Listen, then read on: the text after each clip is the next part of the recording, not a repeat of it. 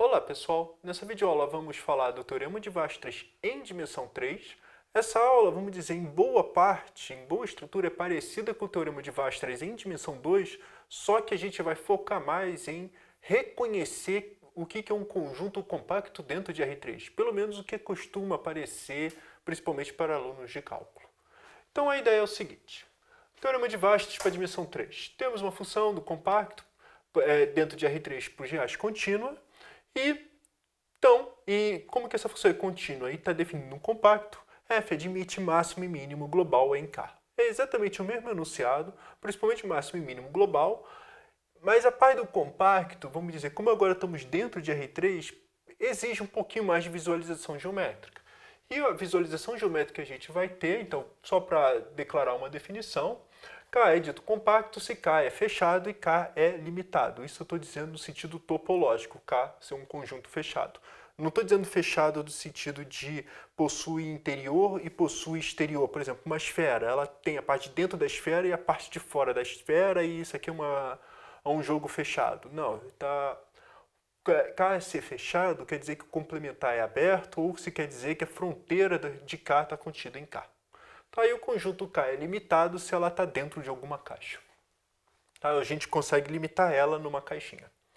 E um teorema que a gente vai usar, tá, sem demonstração, sem nada, mas precisamos desse fato, é que interseção de conjuntos fechados é fechado. Tá, então, novamente, vamos deixar o link da nossa videoaula de topologia dentro de R3, que fala um pouco de conjuntos fechados. Mas o que diz a aula? Que diz basicamente o seguinte: se a gente pegar uma função contínua e botar ou menor ou igual, então o conjunto já é automaticamente fechado. O que a gente precisa fazer é olhar o desenho e verificar se o conjunto pode ser colocado dentro de uma caixinha ou dentro de uma bola suficientemente grandona. Então, por exemplo, o primeiro caso, quando G é desse formato aqui, é menor ou igual a alguma constante, por exemplo. Então, o exemplo pensado, aqui a gente explicita, aqui a gente fala o caso geral, x ao quadrado mais y ao quadrado mais z ao quadrado menor ou igual a 1. Que figura é essa? É exatamente a bola cheia, inclusive com o seu interior e também a união com a sua casquinha. Então, para Weierstrass, vamos dizer assim, isso aqui é uma região, já é compacto. Tá, por que compacto? Porque, primeiro, ele é fechado, porque é menor ou igual a alguma função contínua, sempre assim. E ele é limitado porque está dentro de uma bola de centro 0 e raio 2, por exemplo. Ela está dentro de uma bola. Tá, então, esse conjunto aqui já é compacto. Só para curiosidade, quando a gente vai resolver as contas, tudo isso, como a gente está trabalhando com o interior, aqui, em algum sentido, vamos dizer assim, tem dimensão 3, e a casquinha da esfera, vamos dizer assim, só a superfície, tem dimensão 2. Então, por exemplo, quando a gente vai fazer conta, depois a gente vai ver exemplos disso, temos o costume de separar a parte de dimensão 3 com a parte de dimensão 2 e fazer procedimentos diferentes para atacar o problema. Tá? Então, é como se fosse a fronteira trabalha diferente no caso do interior. Bom, o segundo exemplo que a gente vai preparar é quando troca menor igual para igual. Por exemplo, g de x, y, z igual a c2.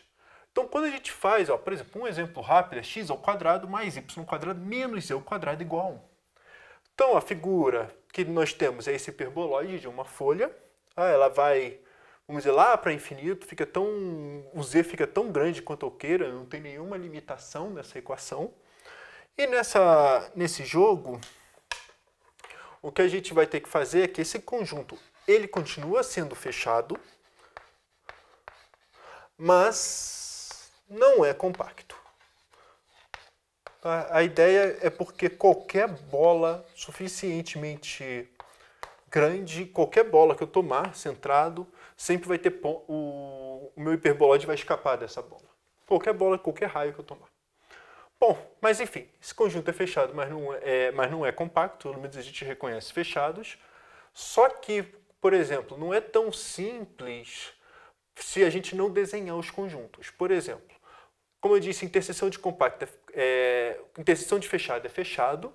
Então, quando a gente tem, esse conjunto é fechado e esse conjunto é fechado, quando a gente faz interseção, quer dizer que o meu conjunto dentro de R3, meu lugar geométrico, ele satisfaz essa e essa. Ou seja, ele é a interseção dessa superfície com essa superfície. Um exemplo é eu considerar z igual a x2 mais y2, ou se preferir, z menos x2 menos y2 igual a zero, em que a gente considerou isso. Essa figura aqui é o paraboloide. E acontece que eu peguei esse paraboloide e também considerei esse plano aqui, z igual a 2x mais 4y mais 3. Então, o que eu estou fazendo? Eu estou pegando esse paraboloide aqui e intersectando com um plano inclinado. A interseção de um paraboloide com um plano inclinado vai ser essa figura fechada aqui, que provavelmente é uma elipse. Tem que fazer a conta e ver se é uma elipse ou não, se tem dois focos ou não, mas provavelmente é. Então, a gente tem um círculo aqui dentro, então, o círculo não. A gente tem essa figurinha aqui, e essa figura é compacto. Então, note, paraboloide ele é fechado, mas não é compacto, ele vai lá para infinito. O plano também é fechado, mas não é compacto. O plano fica tão grande quanto eu queira. Fora qualquer bola que eu tomar, o plano vai embora. Mas, apesar dos dois conjuntos não serem compactos, a interseção é compacta. Pode acontecer, então tem que fazer a figurinha. Além disso, outro exemplo é quando agora a gente fica permutando as desigualdades, tudo que tem direito. Por exemplo, maior ou igual e igual. Então, um exemplo é acima do cone, a região é z maior ou igual a raiz quadrada de x2 mais y2 e eu pego igual um plano. Então, eu estou pegando um cone e estou intersectando com um plano. Não estou me importando muito se o plano está assim, se está assim, eu só quero ter uma ideia geométrica. Então, o que acontece? Essencialmente, a interseção, se eu botasse igual aqui, a interseção desse cone com esse plano é exatamente essa figurinha aqui. É exatamente, se eu não escolhi o ângulo muito grande, porque podia ser hipérbole, mas o que a gente faz é, deixa eu botar x mais 1 que eu tenho certeza que funciona.